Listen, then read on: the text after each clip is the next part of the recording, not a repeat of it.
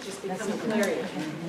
And I handed you, I'm not going to teach a lot on this, but I just thought it was interesting because Lynn started drawing the menorah. And we don't communicate about the specifics about what we're going to talk about, but I felt like I needed to grab this graph for you that is in a book called Talking with Angels, and it was a group of 4 people that channeled back in the 40s with angels, and they communicated to them the human being's role in all of this, and the human being's role is to be the bridge. And if you look at this, where it's got this little picture of the menorah at the top, you can see that there's the mineral, the plant, and the animal kingdom. And then the middle kingdom is the human being. And then above that is the angel, the seraphs, and something called the seventh, which is perfection. And it's the human being's job, task, to bridge the gap between the created world and the creating world. And so that's what I want to talk just a little bit about. Let me read just this first part. At last, I grasp the place of the human being in creation. I discover a new balance in which fleeing into the spirit and disdaining matter are just as wrong as clinging to matter while denying the spirit. I realize how important and essential it is to fully affirm the life of the body as well as that of the spirit. And finally, I also discover my own dignity, the dignity of the individual human who is called to unite spirit and matter. Never have I so intensely felt that creation cannot be fulfilled without the participation of the human. I have the possibility and task of uniting matter and spirit in my body as in my soul. That's our task. It's to integrate these two things in union, in marriage, in oneness. And so I had a dream a few nights ago.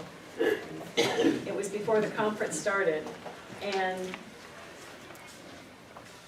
I was sitting at a banqueting table with my sister, and there were people all around, and I knew the person sitting to my right.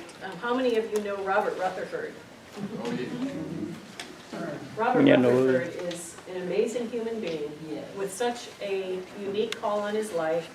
He's all tatted up. He's a gay man in a gay marriage with a family.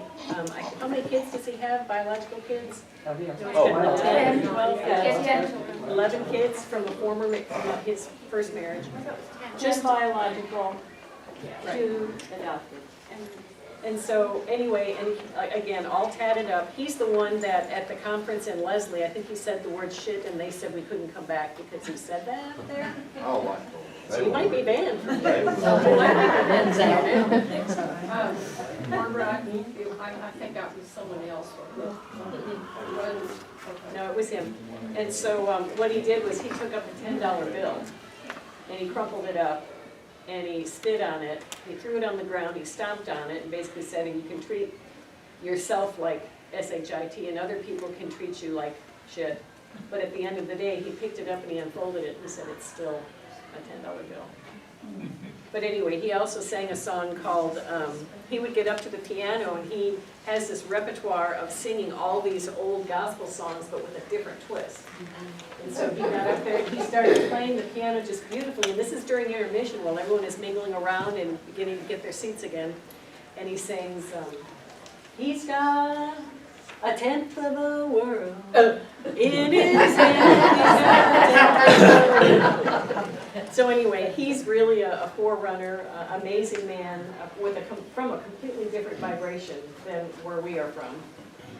But anyway, I'm at this banqueting table and I'm looking at Robert, and he's, again, all tatted up, and I know his history, and I was thinking to myself, I wonder if Karen knows who this is. And I knew the guy across from me also, but I mean, the banqueting table was just one of those brown, old, heavy folding tables that you can pick up. Nothing fancy about it. And I haven't cried for months, and I'm hoping I don't break my record. Because as an empath, I can get down in the tears. But I had the realization at this banquet that we were the ones from the parable that were invited in from the highways and the byways. And if you're familiar with the parable, the groom says, send out the invitations, bid my people to come. And so he gets a response from the people and says, hey, we went out and we invited all these people in, but they were busy. You know, they had this to do, they had that to do, they had crops to bring in. And so the groom says, well, then send the information out to the highways and the byways so that my banquet hall is full. And I had the realization at that point that we had made it in, that we had made this cut, which kind of flies in the face of my all will be saved kind of thing, and I'm going to talk about that. But what came out of me in my sleep was this weeping for joy. And I mean, I was doing the ugly cry, you know, in my sleep. And I woke myself up crying, and I was like, oh, I've got tears in my eyes. But so I wanted to share that concept with you about the end of a cycle and making it through to this end of the cycle. I want to talk about this immersion that divinity, this journey that divinity is taking in us. I want to talk about how we were able to be so manipulated and controlled by fear and shame with the church. You know, what happened to us? Because there was a time when we had Plato and Aristotle and Socrates. We had these giants, these people. What happened to our consciousness? What happened to us that we got to this place of such depravity? And there's an answer to that, and that's what I want to teach you about. There's a scripture that says the creature was made subject to futility, not willingly, but by the one who subjected it in hope. And when I hear that scripture, and when I read it, what I see is baptism and communion, what we call baptism and communion. I see us being lowered into the waters of dense human consciousness and experience for a reason. I'm going to say that again. When I see the creature was made subject to futility, not willingly, but by the one who subjected it in hope, I see our human journey, and not just our lifespan, which is regulated to 120 years. Because each one of you, most of you, have cycled through many lifetimes. And you have accrued this valuable information that Lynn was talking about from the lower three kingdoms. Your experience is necessary. Your suffering is necessary. Your experiences are beautiful. I don't care what they are. There is no human suffering in vain. None. None. So I want to start by just briefly telling you, for those that are unaware of the story of Chris, my son, who is in this tragic, traumatic motorcycle accident, lost his arm at the scene. Later on at the hospital, they come to me saying, you know, his blood pressure is 50/20. We have to take his leg off. He's not going to make it. He's bleeding out. And this was the top trauma doctor, Dr. Red Duke, for those that are familiar with him. He just passed away. That was on duty that Sunday to take care of my son. Amazing. Y'all know, being from Houston, he is. And so the doctor's name was Dr. Rose, and I always pay attention to these little symbols that we get, because Rose is a very powerful symbol. It's a symbol of the Christ. Came to me and said, he's in trouble, we need to take his leg, he's bleeding out. And so at that point in time, I didn't even ever doubt that he was not going to make it until then. And I kind of started going into a place of shock and hysteria internally. And so I'm in the emergency waiting room, and there's a saltwater aquarium in front of me, and there's people just crying and, you know, all sorts of horrible experiences on a Sunday in the top trauma center in Houston. And I'm standing there, and I'm kind of looking at the fish swimming around, and my mind went into this other state. And I felt my body get light, and I felt like I lifted up and off the floor for just maybe an inch and a half. And I heard this. Well, let me preface it by saying I was internally hysterical, because I was wondering, okay, I could handle the arm. I could handle the arm coming off. But if his leg has to come off too, then he's missing the left half of his body. How is he going to be able to walk on a prosthetic leg? See how far ahead I was projecting out from the actual circumstance? I was projecting out months ahead, and I was wondering how he was going to walk if he didn't have an arm to grip a crutch. It was like, what is that going to look like? How is he going to function? How is he going to, and all of a sudden I felt this fuzzy kind of feeling, not like I was going to faint, but I felt fuzzy and I felt light, like I was standing on, like I wasn't on terra firma. And I heard this voice. And the voice said, Barbara, you must remember, he chose this, and so did you. And I thought to myself, he didn't. That's insane. But then, from the back of my head somewhere, I heard my own voice, way back here, and my voice said, I remember. And so now I'm sitting there thinking, I remember? What did I say? No, I didn't. I don't remember. And then the voice said, from before the foundation of this world, before you incarnated into flesh and blood, you said, and I made known to you the mysteries of this incarnation, and you said, yes, here I am, send me.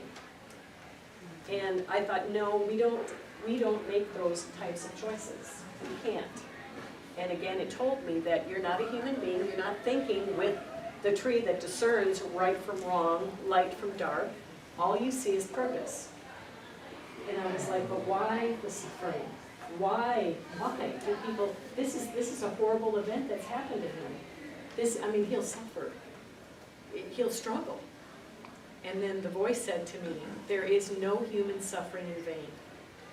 That all circumstances have value, precious, necessary. So that's a lot to take in when your son is still in surgery. So I didn't process all of that immediately. I was hysterical, I cried for days, I shook for days. And it was a very hard experience to go through. Much more for him. But anyway, I came to understand certain principles, and how it's interesting how books get put into your hands, how someone will send you something via email, someone will send you a DVD, and I got all of this fantastic information which helped me understand the journey of divinity as it comes and occupies, dances with you in this vibration. I begin to understand what happened. So, and I don't know that I've ever taught this. Spoke it out loud except to just a few friends. So the friends that I've shared this with, if I miss something, please help me. But from what I understand, and this is what astrophysicists are coming to understand now, that our sun is actually in a gravitational relationship with another star. And it's speculation because you can't see this gravitational cycle because it takes way too long. It takes 24,000 years to accomplish. And so when we've got these little lifetimes of, anywhere from, 1 to 120 years old, we can't see these great cycles of time. But now with the technology that we have, they can project and they say, oh yes, our sun moves, or our solar system, not our sun, moves in this great ellipsis, which produces a view of these, of the astrological chart. Okay, so we move through this great cycle. So here's our Earth, our sun, our Earth, and what they call now the 8 planets. And we're moving in this great path, in this, can everybody see? We're moving in this path that takes us around this circumference. And over here is this other star, this dual, this mate, this spouse, and the conjecture, the speculation is it's the star Sirius, and we have feminine energy and masculine energy that are doing this dance, this lover's dance. And you've heard as above, so below. So we express things in our physicality that mirrors something on a much grander scale. So we have this lover's dance of our solar system, our sun and our planets, moving around in this great cycle, and every now and then it intersects here. These two, shouldn't have worn this, these two intersect at this place right here where they do this incredible vibrational dance. And how many know, you know what this is? Go ahead and say it out loud. Vesica Pisces. This is where the Christian symbol comes from, but it actually comes far before that. Now, also, and I know this is, but this is physiology. What else does that look like? The yoni. The yoni. The legs open wide, and it's the birth portal. And it's the place, people call it the cosmic vagina, okay, sorry. But this is the place where seeding occurs. Seed is deposited in here. But what else happens from that point? Now Daryl's got to move around to see it now that I said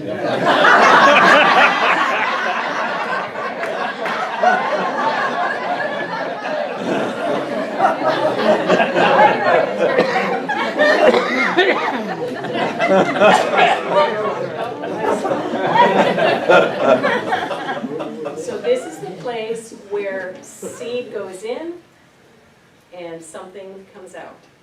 And so in this cycle, when this is over here and this is over here, I'm just going to draw them real quick here.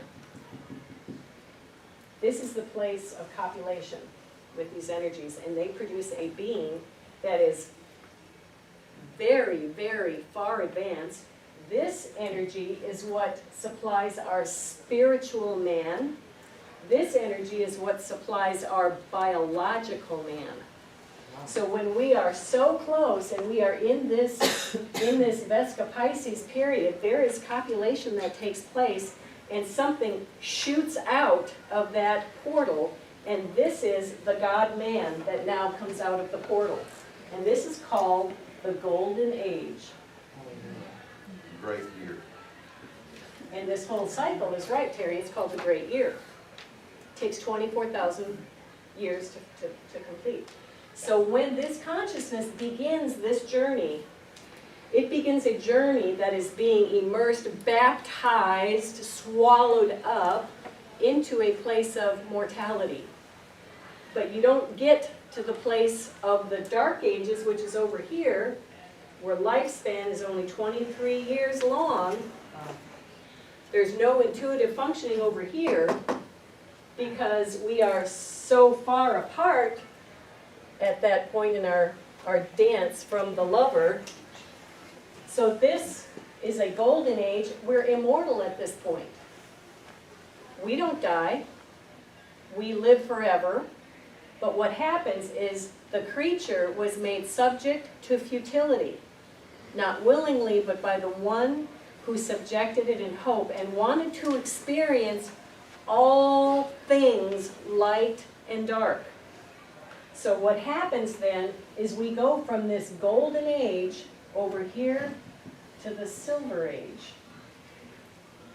And lifelines, guess what, are beginning to decrease. Consciousness is beginning to be lowered into futility. And so here's silver, here's bronze, and here's iron. That was our Dark Ages. Do you think we were in the golden age, or however this came about, when we were not willing, trained not willing?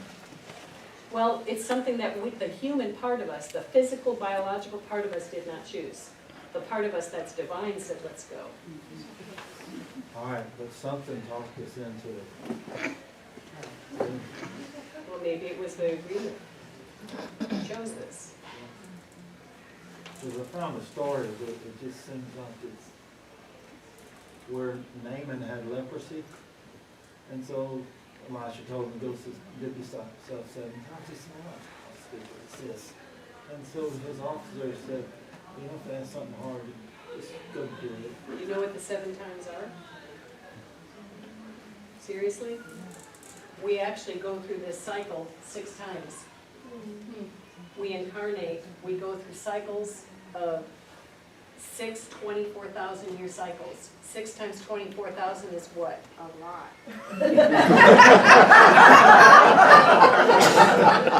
Seriously, can someone do the math? 6 times 24,000 is what?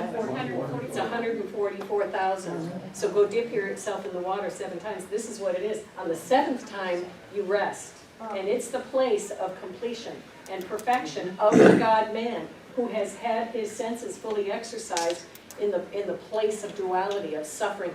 We learn by the things that we suffer. It is said of the Christ that he learned obedience through the things that he suffered. We are learning. We are here to have a palette full of color and experiences, because everything we experience, good, bad, ugly, has a vibration that gets stored within our body and is released as an offering to all that is in those upper kingdoms.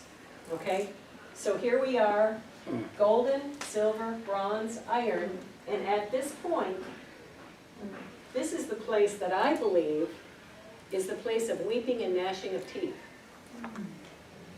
Remember when the door gets closed and someone gets shut out? Consciousness that may not be ready, that may not be perfected, like the dragnet is pulled up and there are fish that are putrid and they go into the place of weeping and gnashing of teeth. They are coming for another cycle. Not that they're bad or wrong, they're just not done being cooked yet. It's like a premature baby. They can't make it in some cases. So here's the golden age, the silver, the bronze, and as we are going through this devolution, we experience a dumbing down. That's how Plato and Aristotle and Socrates can exist over here, but here we're being manipulated and controlled by church systems out of fear. Because consciousness is far away from the lover, from the one that has the influence on your spiritual essence and your spiritual chemistry. So all that is being lowered into futility right along with us, and we're dancing this dance in our mortal, flesh, carnal selves until the place of awakening, which is where we are. We are actually still in the Bronze Age.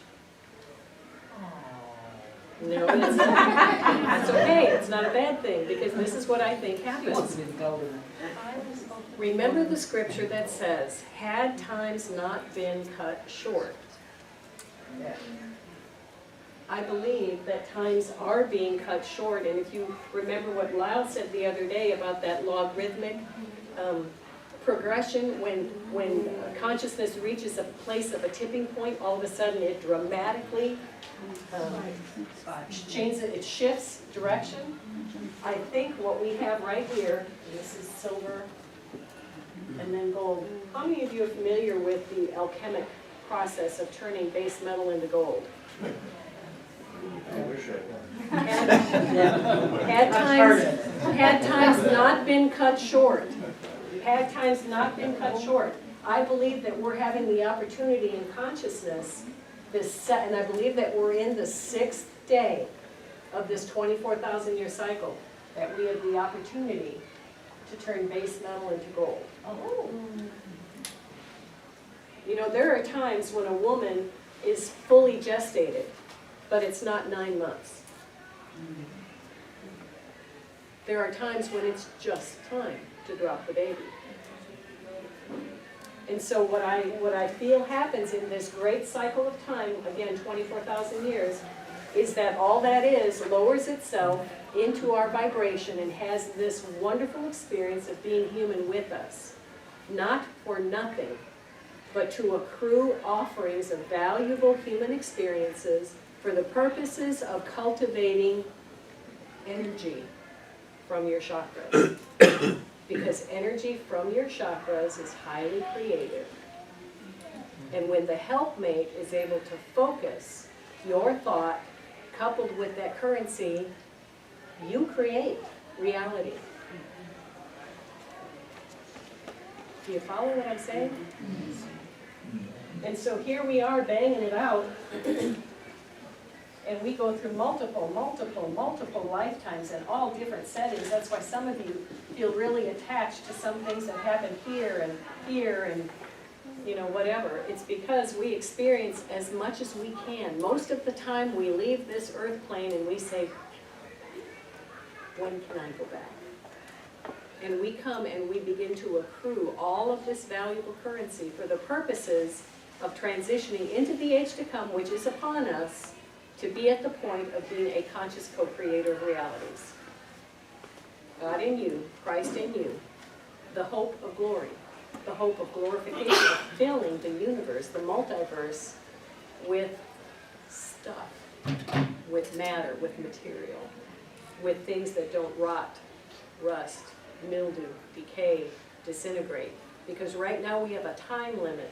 When we are immersed into this cycle, there's a time limit to our creations and a time limit to our lifespans, and it varies. And that's where we are. Does that help you understand a little bit of the cycle of things that happen, why we got to that place where we were so easily manipulated and controlled? It's because we're at the farthest point. When we're in the Iron Age, we're at the farthest point from our dual. And so this is, go ahead. I'm sorry. It's kind of connected. You know how there's just silver and gold everywhere? Everybody's selling silver and gold. Would you see that as a sign, a transition sign? Precious. Well, iron being the base metal, like the least valuable, it's sort of a picture of our consciousness in that area. Yeah, it's exactly it. So we're having an incredible time and opportunity right now to accelerate things in consciousness. Whether or not alchemy will happen, I don't know. I just feel I know where we are and I know where we're going. On the other hand, iron is used as the basis of magnetic attraction and separation. So what might appear to be very precious to us now, we might find the opposite of that coming into more better focus, so we better understand the position of iron in our system that we currently operate in. I agree. Let me make a comment about that. If you've never read Walter Cruton's book, you need to read it. It explains this extremely well. The Golden Age is the longest age of any of the four periods. The book of Daniel is based off this chart, the movement of the astrological signs. I was talking to a couple a minute ago, showing them how that Jesus, and of course if you move back into that period of time, or biblical times, you're going to move back into the Iron Age. So what we have in our thinking is we have an idea that somehow or another, even if you shorten the lifespan, they were all dumb, they were ignorant, they were cave people, they lived in, it's not true. The part of awakening is to tap into the energy that existed in the Golden Age and then be that energy in the Iron Age. So if you think that you've got to wait another 4, 5, 6, 8, 10, 12,000 years to reach that point so that you can be what the Golden Age offers, you miss the concept. The concept is what is in the Golden Age is for you in every age. You have to awaken to that energy. That's exactly why she draws from the Bronze Age an arrow. What happens at that point, like Lyle said, when you reach that place, you awaken. You move across the universe. You tap that energy. So it doesn't matter where you're at in the cycle. Where you are in the cycle, your focus is to draw the energy from that awakened consciousness, which is what the Vesica Pisces. What was the last name, Walter what? Cruton did. Walter Cruton. C-R-U-T-T-E-N-D-E-N. Walter Cruton. C-R-U-T-T. I'm sorry, I can't. E-N. The name of the book just can't. T-E-N. It's called The Great Year. The Great Oh, The Year. Lost Star. The Lost Star. The Lost Star. It's about Cyrus. It's about the Great Year. And Isaiah talks about Cyrus, and it's the same Cyrus. But you know, some people spell it with a C, some with an S. So it's the same thing. But the key is the awakening, and this is what's happening. You know, you can awaken. Do you not think that there were people awake in the Iron Age back in Jesus' time or back in Moses' time? Absolutely. Enoch. Yeah, come on. I mean, so don't get lost in the movement of saying, "Oh, I have to wait. Hell, I'm gonna be done the rest of my life." See, that's alchemy. So hence the saying born again. it's Yeah. alchemy, and these things are available to us now. That's when you hear people talk about the now. It actually, in our physicality, where we are, we're in time and space. Time and space serves us. It serves us as a place, as a terrarium, to function, to learn how to discern through our suffering, how to accrue valuable energetic currency into our kingdoms so that we can transmute that into something that's lovely. So, but just, I wanted to bring this to light, but also, heck, you know, if we really understand as above, so below, then we're gonna find out that not only is there this, but there's that. You see that? So what does the atom look like? John, how many circles are in an atom? Oh, I don't know, it depends on the element. Basic, it's 3. Basic is 3, so we're gonna find out that, oh, and now, since this information has come out about a binary system, a binary possibility, now, just in the last 15, 20 years, they're discovering that most of the stars are in a binary relationship, and many, vast percentage of those binaries are also in trinaries, and more. They're in a relationship with one another to accomplish a specific task. To mention the born-again experience, the serpent or snake is the symbol of being born again. The reason it's used as a symbol, all the ancient mythologies knew that. They understood the symbol of being born again as the snake, because every year the snake becomes new again. Have you ever seen his shell and crawl out of it? He was born again. And so the very thing that you thought was your enemy was the symbol trying to show you of your reality that you experienced. Wow. And so when we, and I, you know, I struggle to, and I talk about these things in the book, and that's why I think sometimes when you hear them for the first time, you have to, there's many people that contact me and say, okay, I'm on my 4th time. Because we are breaking the way into a consciousness that is now available to us, has been available, but I think for more, on a grander scale, this information is available to us on a grander scale. But so I have this information in there, and I struggle how to bring adequate words to, well, let me just say this. You know, you see the jewelry out there. That was only done in the last 6-8 weeks. That's my form of meditation. And if you notice, most of it is the spiral, which is the yellow brick road.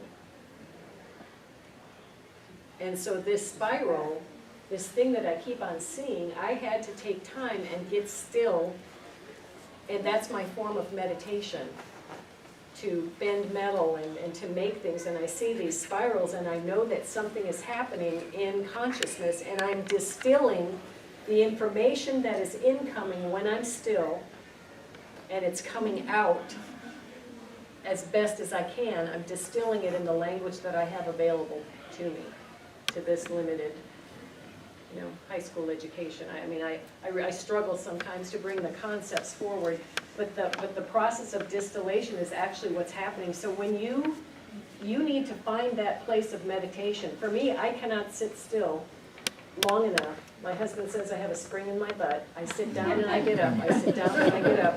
But if I do jewelry or any kind of art, I can sit for hours, and all that I'm thinking about is what's in front of me.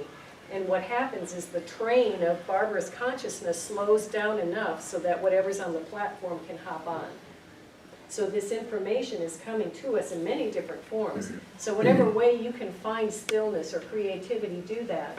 Because God, all that is speaking through art, and it's coming into us in the form of vibration. It's being distilled in the way that you can distill it, and it's being offered to the masses in the way that it can be palated or understood. So all that to say, And you saw me do it with the coins the other day when I just spread them out from my body. You know, all of our experience that we're gathering up in the kingdoms, these lower three kingdoms, the lower three kingdoms,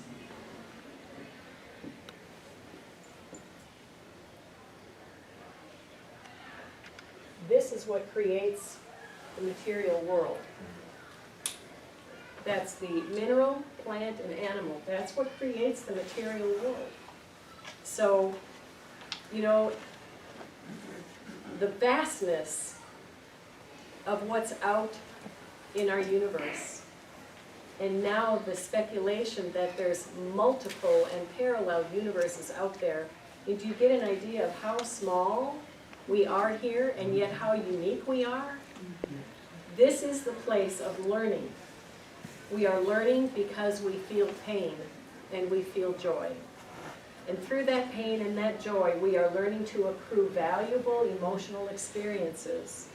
What we don't understand, and we're beginning to understand, is that our emotions create at a quantum level. When we emote something, when we feel something, we are sending out a signal from our body, and it is making a request of all that is for whatever vibration it is that we are emitting. So if we are focusing from here and below, and we are having a painful experience, and we are in judgment of it, not having learned yet to separate ourselves from the person or the circumstance that is bringing pain, and when we emote, we are sending out a signal to the universe, and the universe is saying, there she goes again. She hasn't learned yet. Give her what she asked for, exactly what she asked for, in the frequency that she asked for it, because she is I am. Awake, unawake, sleeping, still. So when you awaken and you understand that you are a creator of realities, that's the beginning point. That's the place where you're getting ready to walk the stage of graduation, because you're understanding now the principles and mechanics of creation. And that you have been in your body for all of these cycles, and you've been learning this process. You have been learning to accrue this valuable offering of your experiences. But you have to dismiss the judgment from the circumstances if you are going to have a bank account that does not have liens on your currency. That just came to me. That's pretty good. So when you've got a lien on it, someone else has rights to that currency, right? Wow. Rights to that property. Wow. So when you dismiss judgment, then what you have are no liens on your currency. Otherwise, you've got these cords, and you're continuing to create everything that has brought you pain, disillusionment, despair, all of those lower things, which, when you dismiss the idea and the attachments, the idea that this is evil, when you dismiss that, all you've got left is really powerful, potent energy that can go forth and create solar systems, stars, planets. You know what? Let me tell you something. This has been said to me many, many times, and I never really understood it until just now. And I'm going to say it over you. Your vision has been way too small. Edie, your vision has been way too small. Jack, your vision has been way too small. Y'all, your vision has been way too small. You think you're a human being out here getting your feelings hurt, or being cheated on, or having to go through a divorce, or experience the death of a child, and you're going through all of these things. It's not about that. It's time to come up here. There's many things that I want to tell you about. Your vision has been way, way, way, way too small. You've been in restriction. And I'm telling you what, that restrictive force is what Satan is. It's not a being. It is the force that efficiently holds energy bound in matter. Can I say that again? Yes. Satan is not a being. We anthropomorphize Jesus. We anthropomorphize Satan. We give them human attributes. It is just a principle of contraction that keeps energy efficiently held in matter. That's all it is. It's a principle. Discouragement. It's a principle. It's not a being. It's a principle of contraction that holds energy efficiently bound in matter. And it's the adversary, the opponent of spirit. And it's necessary, contraction's necessary. Absolutely. It serves all that is. That's why, you know, it talks about Job and Satan going and standing before Job. The word stand means stasis. Homeostasis is what's happening to me right now. Because if I didn't have the process of, how many of you are nurses or have a nursing background? If you don't have homeostasis, all of the blood in my body is going to rush to my feet. But I have homeostasis, so when I stand up from a sitting position, the blood vessels in my body, the arteries, whatever, contract. And they make it so I have blood up here so I don't pass out. These are subconscious, what's the word?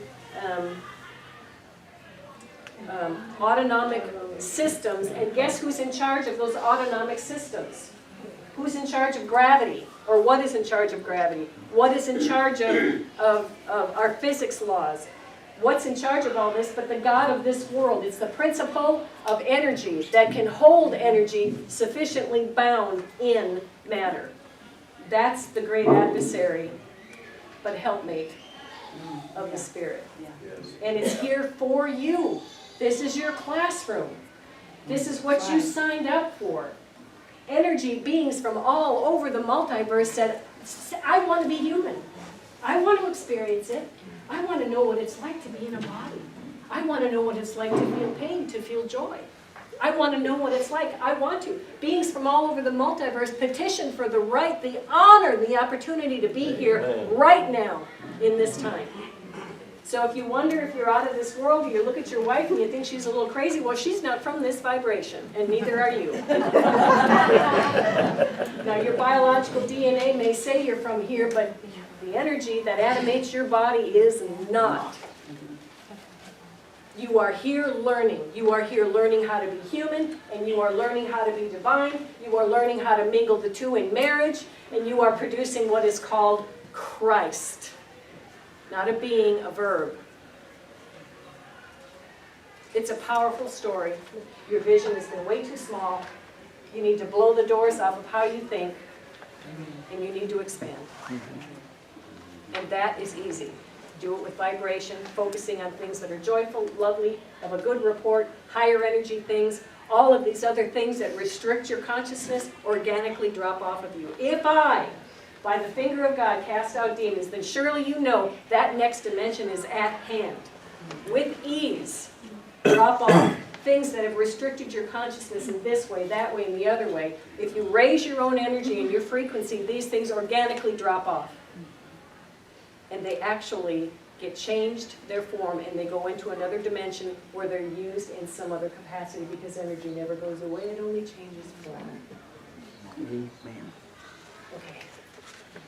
We've got 20 minutes for questions. Would you repeat what you said last night, the scripture in Hebrews where Paul was saying he would like to tell them? Again, this is important. Paul said, you know, I really want to teach you about these things, but I can't because you're babes. You are drinking milk. Meat is reserved for those who are of full age. I want to teach you about the power of an immortal life. I want to teach you about the Melchizedek order, which is you at another place in vibration that does not die, that is not bound so sufficiently, efficiently in matter. The part of you that's fluid. I want to talk to you about immortality, but I can't because you've been drinking milk. If you want meat, you have to exercise it. You have to chew, you have to digest. You know, meat is reserved for those who are of full age, having had their senses exercised to discern what? Both things, light and dark, the full spectrum. You cannot go on to perfection. Basically, Paul says, I long to share these things with you, but I can't because you're babes. Meat is reserved for those who are of full age, having had their senses exercised to discern light from dark, positive from negative, good from evil, however you want to term it. Therefore, leaving these elementary principles behind, let us go on to perfection. Leaving these things behind, let's go on to perfection. Goes on and it says, for it is impossible to renew one to repentance once they have tasted of the heavenly gift, the good word of God, the powers of the age to come. And two more things that I don't remember. That's our inheritance as beings that are transitioning in consciousness, that are moving, continually evolving. That's our place and our position. So I'm going to leave you with this. Your vision has been way too small. Lift your eyes and see. Yes, ma'am. On the note of our vision being enlarged, a short word that was given to me not long ago was, weave into your mind, dwell upon the unlimited possibilities. That's good. That's good. Okay, we've got a short time for Q&A. If there's any Q&As, if there's any Qs, there may be some As. Go first, because I'm so processing. Lynn, Gary? Well, I guess we can just stay sitting. Yeah. I was wondering, and you got into this because I was going to ask about that 24,000-year cycle and all that, but how does this tie into the ancient civilizations where they, the Marines, people like that done all these things in the From past? another 24,000-year cycle. That's why they knew that if they built structures hewn from stone, when we would go through this alchemic cleansing process here, that everything that is hewn from wood, hay, stubble, goes through this purification process and the earth is reseeded and it starts again. But some of these structures from this passing age make it through that time of purification. And test that with your own guidance and Well, ask. that's what I was thinking. It was from different cycles. Right. That's why things can be, from the Emerald Temple is 36,000 years old, they come from another dispensation. And these cycles don't all look the same. They don't proceed exactly the same every time. And then also, this will be the last one, with all the energy that's floating around, the energy that comes off the sun's really controlling most of the weather, earthquakes and all that here on the earth. So you've got all these waves going around. They're particles and waves going throughout the universe that's actually controlling everything that we do. And that all ties into here somehow. And I'm trying to picture it in my brain, I still haven't quite seen how all that ties together. Because all that stuff is going around. When you do, you'll get a session to teach. So be careful what you say. Another thing I want to say really quick is that in a lot of our, like in a lot of the books that you read, they say that this cycle is actually 25,693 years long. That's not accurate.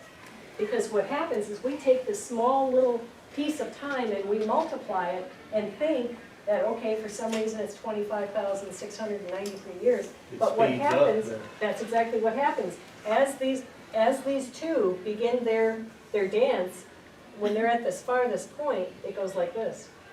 Yes. You see that? I'm not doing it really well, but they speed up. I felt like that was direct correlation with the chart about the 10% and then it goes like this. Right. Acceleration. It is, there's an acceleration. Go ahead. Okay. Woo!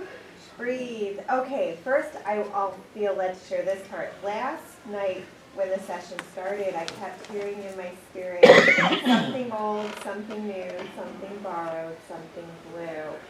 And this whole theme, like this whole week, actually even on Friday night when I was getting ready, I just felt like the preparation of the bride.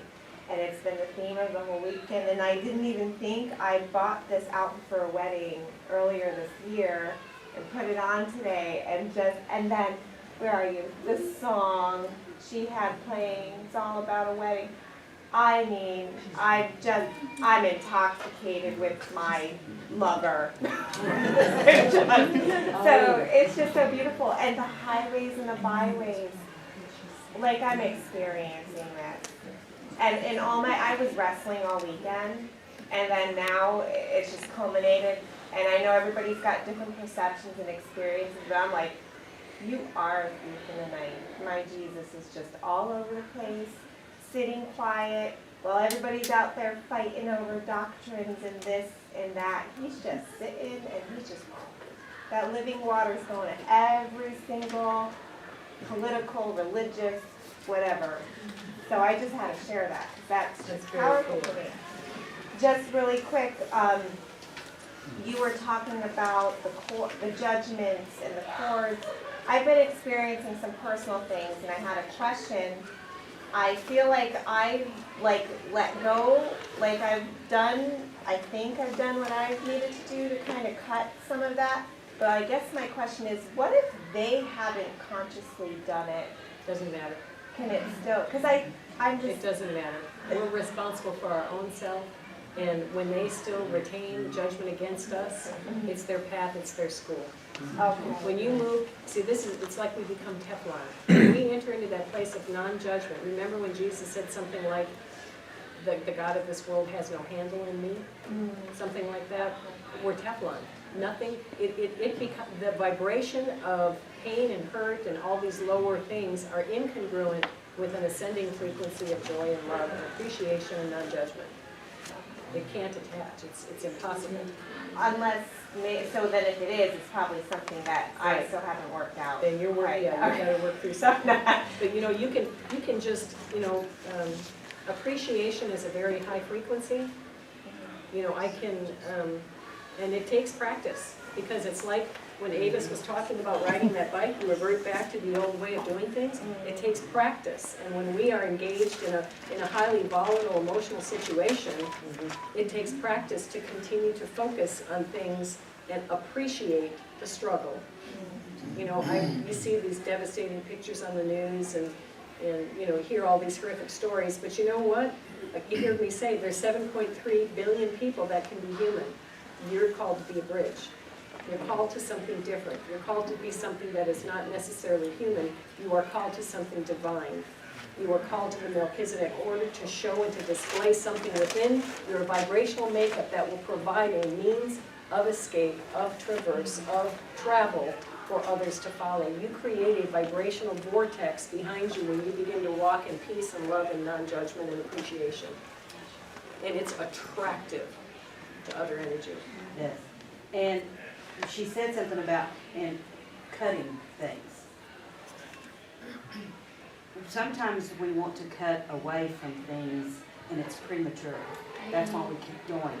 When we learn to embrace, you've got to learn to embrace it without the judgment, without that, recognizing it for what it is there to serve you for. And it does serve you. And then it's lifted up and it's changed to The what people you that need. hurt us the most and that bring us our most pain are our most valuable teachers. Yeah, the 7 billion, I feel like that's some significance now.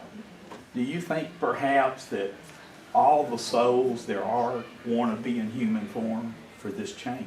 Absolutely. Okay.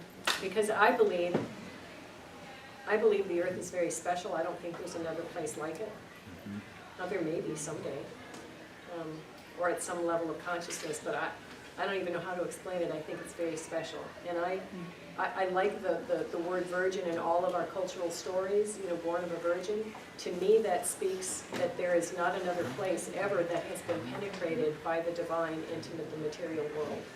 That all that is found a way to do it here, and did it through our evolutionary cycle all the way up through, the different periods of learning to stand, learning to, whatever, all through the evolutionary cycle. And when the cycle was complete, when Neanderthal stood there, I believe that divinity said, we've got the mechanism.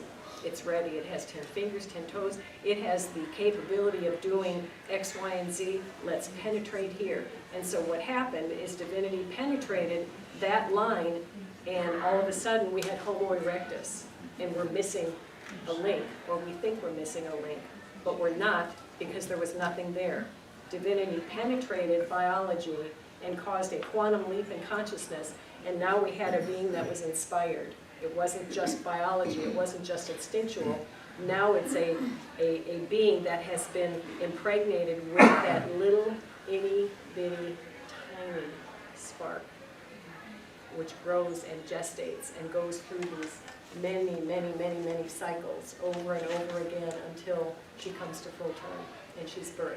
And that birth is what goes on. If you look at a piano, there are 5 black keys and 8 white keys, 13 keys altogether. One is a C, a bass C, and then a repeating C. These are all tones in our octave, different dimensions that we can have different experiences in each one of the dimensions. You heard me say that we're going on to the 5th. A Melchizedek priest is one that's been through all 12. And once he gets to the 12th and he's at the 13th, he has the opportunity, whether he reinserts back in space and time or he goes on to the next set of experiences. I don't know why I said that. But so just suffice it to state that your vision has been way too small. And the information that I have, that I speak of, that Lynn speaks of, it's in you. You can remember. Remember in the movie The Abyss? Yes. Where he's forced to breathe in this red fluid so that he can go to the depths? And they said to him, he's going through the process of drowning because he's got to inhale this fluid so that his bodies won't collapse under the pressure of such depths. And they say to him, you did it for 9 months, you will remember how to do it. Wow. We will remember these things because you've been through it already. How many times? It's there in your consciousness. It's there in your DNA. It's not junk. That's filled with valuable information. And all any of you need to do is ask, seek, knock. And the information that is for your journey, not Lynn's, not mine's, not Annie's, or anybody else's, the information that's expedient for you will appear. That's the saying, when the teacher is ready, the student appears. Do we have the option to collapse the time frame from the bronze to the Golden Age? Absolutely. I don't know how it's done, but I know that it's there. That's what alchemy is. So it's a Time is principle. coming and now I want is. to make a point that when I was driving in my trash truck Friday, we haven't had rain in 6 months. So when you drive the pavement, all we have had is heat. So therefore, the Christos, the oil, the Mashiach, the oils off the tires gets burned into the pavement. For 6 months, I had no trouble with traction. Then the rain comes. What's the rain do? The rain reveals the Christos. The rain has brought all of the pain, all the things that was necessary to have the oil smeared, because in the Greek, Christos means to smear the oil into. We're not just having oil, it's been smeared into us, and this rain is revealing the oil that we need for the shift. And when I turned the corner, my trash truck went sideways, which told me that there are many people, because of this cycle, even though they don't even know what's going on, are going to shift into this thing because the oil has been revealed because of the rain. Hallelujah. And that's the 10%. You take what you learn, you go home and you pollinate yourself over and over and over again. It's the time of Deborah, the time of the bee. You pollinate, and you produce crops. And so you take what you have and you begin to pollinate others. And pretty soon that tithe, that 10%, grows to 20 and 30 and 40 and 50. And it works. And you know why it works? Because love never, ever, ever fails. But to go along with what Ray said, how do we, Jesus told the woman at the well, the time is coming and now is. So both concepts are always in play. There's more that's even now. And I love that you said that, Daryl, because the woman at the well, remember the woman at the well who said something like, Jesus said to her, you've been married 5 other times and the woman you are with now, or the man that you're with now, is not your husband? go and sin no more. That's the 6 cycles.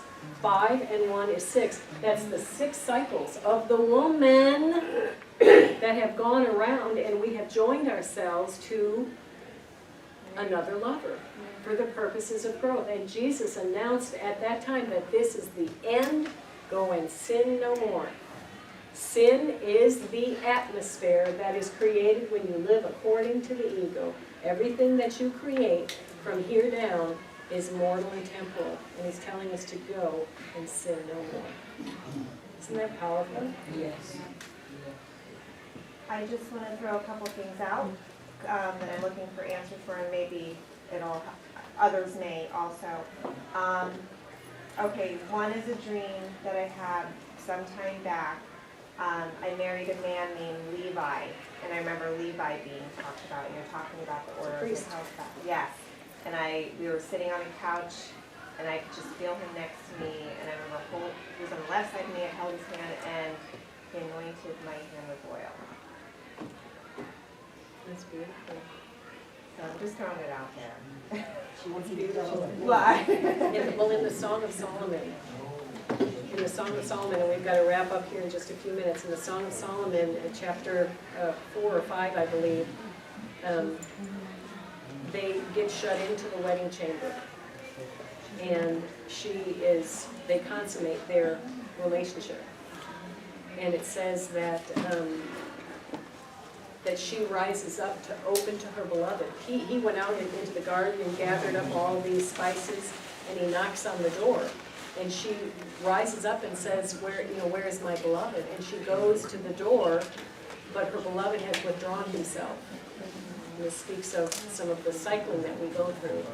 But when she went to go put her hand on the lock of the door, and all of this is so highly symbolic, it says suddenly that, and my hands dripped with myrrh, which is the symbol of our very human and mortal experiences necessary to approve for where we're going in this age that we are. So, it's very cool symbolism.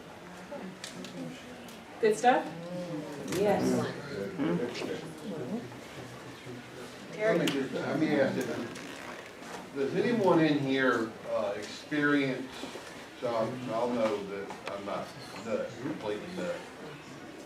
Do anybody have what has been defined as tones? Do you have anything that comes from the middle of your head that feels like, you ever been standing by Raise electricity? your hands and show Terry's support. Have you ever heard electricity? And how you think it sounds if you're close to a pole? I have that all the time, and when you just told Lynn about it's too small to write, that same tone went into 2 different tones. Yeah.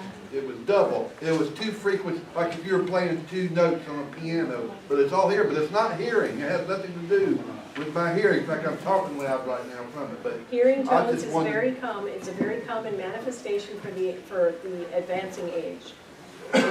We are going from being mortal to transitioning in our form, and one of the things that accompanies it is these frequencies and these tones. So it's not at all unusual.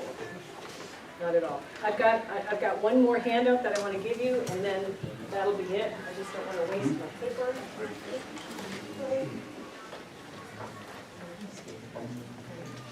This will add to what I said about Satan being anthropomorphized, and it's not what we think it is. For anyone who has not read Ken Carey's The Third Millennium, a very powerful book, I would encourage you to get it. You can get it on Amazon. But this little handout that I only touched on talks about the principle that Satan is, that holds energy efficiently bound in matter. The whole chapter 4 is about the transmutation of error, which is about who and what this force is, and I think you'll really enjoy it. So did you want to say anything in closing?